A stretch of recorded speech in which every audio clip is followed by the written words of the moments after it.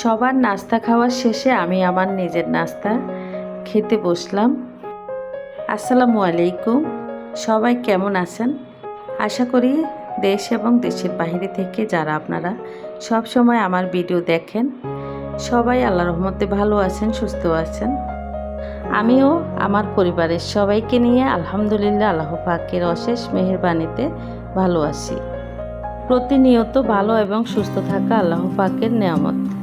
আল্লাহ পাকের কাছে সবসময় শুকরিয়া আদায় করি। আল্লাহ পাক যখন যেভাবে যেমন রাখছেন আলহামদুলিল্লাহ আল্লাহর শুকরিয়া আদায় করি সবসময়। তো সকালে নাস্তা খাওয়ার শেষে একটু গুছ গাছের কাজ করতেছি, কিছু বাজার নিয়ে আসলো সেগুলো ঠিকঠাক করতেছি। দুপুরে রান্না বসানোর আগে এই কাজগুলো করে নিতেছি, যেহেতু একটু সময় আমার হাতে ছিল।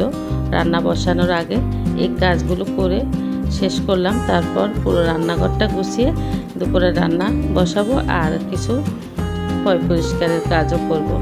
আমি ঘরে হাঁটাচলা করার সময় যখন যেই কাজ আমার চোখের সামনে পড়ে আমি সাথে সাথে করে নেই, তখন আর হুট করে ভিডিও ধরার সময় থাকে না, সেজন্য সব কাজ আমার ভিডিওতে আসে না, এটা আমার দুঃখ আর কি। তো যাই হোক, আমার ঘরের কাজ আমি করি, যেটুকু সম্ভব পারি আপনাদের সাথে শেয়ার করি, এটাই সান্ত্বনা। তো ডালগুলো সুন্দর করে বয়মে নিয়ে যেখানে রাখি ডালগুলো সেই জায়গাটা একটু পরিষ্কার করে নিয়েছি, তারপরে যেখানকারটা সেখানে রাখতেছি।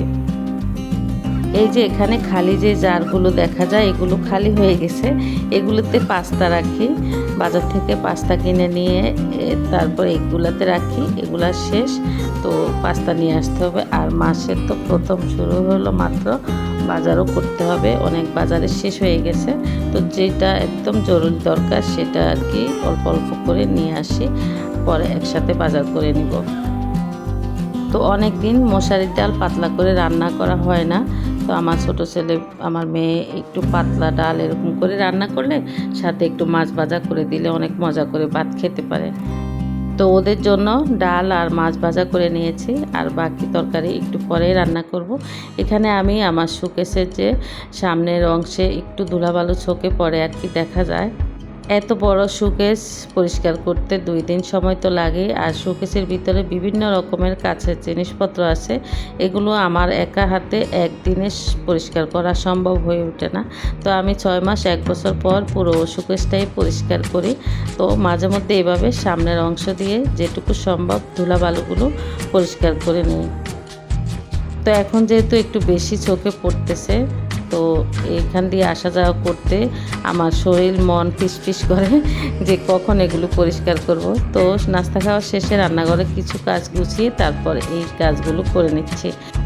এই সময় এই কাজগুলিতে হাত দেওয়ার মানে, যেহেতু সময় আছে, আমার কাজের খালা আসতে একটু দেরি করতেছে যে কোনো কারণে, এক সময় 11:30 12টাও বেজে যায় আসতে। তো দেখলাম টাইম আছে, এরই ফাঁকে আমি যেটুকু কাজ করে এগিয়ে নিতে পারি, তো সেজন্য আমি পরিষ্কার করে নিচ্ছি। কাজের খালা আসলে পরে ঘর ঝাড়ু দিবে, ঘর মুছবে, তারপর আমি এরই ফাঁকে আবার রান্নাঘরে যেয়ে আমার যে রান্না বাকি আছে ওগুলো শেষ করব।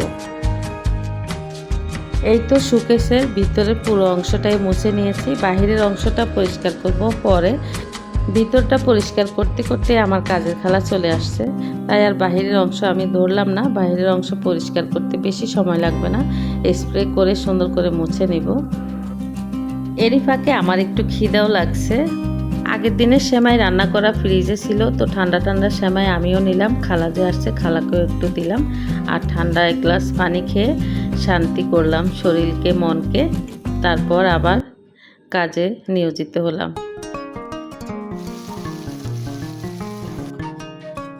এত বৃষ্টি হয় কিন্তু গরম কমে না, কি আজব কথা।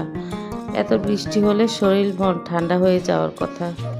2 দিন তো ফ্যান না চালানোর কথা, কিন্তু ফ্যান সারাক্ষণে চলে, শরীরের ঘাম জ্বরে সব সময়, গরম কমে না, এটা কি আশ্চর্য। অনেক দিন থেকে আমার পুঁই শাক রান্না খেতে খুব মন চাইতেছিল, তো হাঁটতে গিয়েছিলাম, আসার সময় বড় এক আটি 50 টাকা দিয়ে পুঁই শাক নিয়ে আসছি। পুঁই শাকগুলো খুবই সুন্দর, তরতাজা ছিল। রাতের বেলায় আমি শাক খুবই কম কিনি, তো দেখলাম শাকগুলো খুব সুন্দর, তাই নিয়ে আসছি। তো রাতে এনে রাতে আবার কেটে কুটে প্যাকেট করে ফ্রিজে রেখে দিয়েছি। যেহেতু শাক কাটতে একটু সময় লাগে, শাক লতি এগুলো কাটতে একটু সময় লাগে, এগুলো একটু আগে কেটে রাখলে রান্না খুব তাড়াতাড়ি হয়ে যায়। খুব তাড়াতাড়ি করে এখানে কিছু পেঁয়াজ কেটে নিচ্ছি। পেঁয়াজ আমি সবসময় যখন যা লাগে সাথে সাথে কেটে নেই, খুবই কম আর কি সময়ের জন্য সিলে রাখি, কুচাই খুবই কম রাখি, এটা আমার অভ্যাস। মেহমান আসুক আর এমনি নিজে সবসময় যা রান্না করি রেগুলার, যখন যেটুকু লাগবে সাথে সাথে কেটে নেই। পেঁয়াজ কাটতে আমার একদমই আলসেমি লাগে না, আর আমি দাঁড়ায় দাঁড়াই তো সব কাজ করি। এই দাঁড়ায় দাঁড়ায় 1-2 কেজি পেঁয়াজ কাটলেও আমার চোখে জাজ লাগে না, আর বসে যদি আমি একটা পেঁয়াজও কাটি আমার চোখ দিয়ে গড় গড় করে পানি চলে আসে। এটা কেন হয় বুঝি না আসলে। তো সব সময় আমার সব কাজ দাঁড়ানোয় আমি দাঁড়াই আর টেবিলে চেয়ারে বসে সব কাজ করি। তো এখানে শাক রান্না করার জন্য মশলা খুব সুন্দর করে কষিয়ে তারপর আগে থেকে ধুয়ে পরিষ্কার করে রাখা শাকগুলো দিয়ে দিলাম। তেলাপিয়া মাছ দিয়ে পুঁই শাক দিয়ে রান্না বসিয়েছি আর কি। অনেক দিন খেতে খুব ইচ্ছে করলো, তো মন মতো নিজের পছন্দ মতো খুব সুন্দর করে রান্না করার চেষ্টা করতেছি, যাতে রান্নাটা খুব সুন্দর হয়, খেতে যেন ভালো লাগে তৃপ্তি মতো, যেরকম মন চাইছে তৃপ্তি মতো যেহেতু খেতে পারি। পুঁই শাক দিয়ে ডাল দিয়ে রান্না করলেও ভালো লাগে, চিংড়ি মাছ ছোটো চিংড়ি মাছ দিয়ে রান্না করলেও ভালো লাগে, যে কোনো মাছ দিয়ে রান্না করলে পুঁই শাক খেতে ভালোই লাগে। আবার মাছ ছাড়া শুধু ভাজি করলেও ভালো লাগে। আসলে রান্নার পদের কোনো শেষ নেই। এখানে আমি বেশি পানি দিব না, অল্প একটু পানি দিয়েছি। কথায় আছে না শাক দিয়ে মাছ ঢাকা, তো আমি শাক দিয়ে মাছগুলো রেখে দিচ্ছি। লবণ ঝাল সব ঠিকঠাক, আর অল্প একটু ঢাকনা দিয়ে রান্না করব, তারপর চুলাটা অফ করে দিব। এখানে একটা কলার থোড় নিয়ে আসছে আমার হাজব্যান্ড, ভর্তা বানায় খাওয়ার জন্য, টক জিনিস দিয়ে আর কি, আমশি কিংবা তেঁতুলের টক দিয়ে এটা ভর্তা বানাবো, খেতে অনেক মজা হয়। দেখতে পাচ্ছেন এখানে আমি কি করতেছি।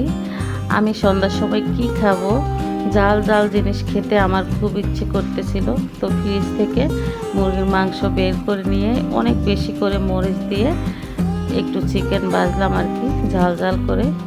আমি, আমার মেয়ে, আমার ছোটো ছেলে পিউ, আমরা এই বাসায়। তো যখন যা খেতে ইচ্ছে করে আসলে হাতের কাছে থাকলে আলসেমি না করে খেয়ে নেওয়াই ভালো, যেহেতু কে খাওয়াবে, নিজেরটা নিজেই খেতে হবে। তো একদম মরিচ বেশি করে দিয়ে জাল জাল করে চিকেন ফ্রাই করে নিয়েছি। তো সন্ধ্যার সময় আর কি এগুলো দিয়ে নাস্তা খেলাম।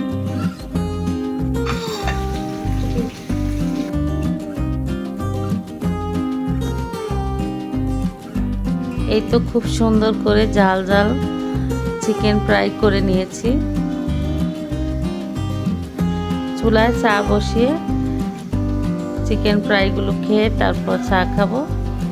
এই তো খুব সুন্দর হয়ে গেল সন্ধ্যার নাস্তা। তো আজকের মতো ভিডিওটি এই পর্যন্তই। সবাই ভালো থাকবেন, সুস্থ থাকবেন, আমার জন্য দোয়া করবেন, আমিও সবার জন্য দোয়া করি। আল্লাহ হাফেজ।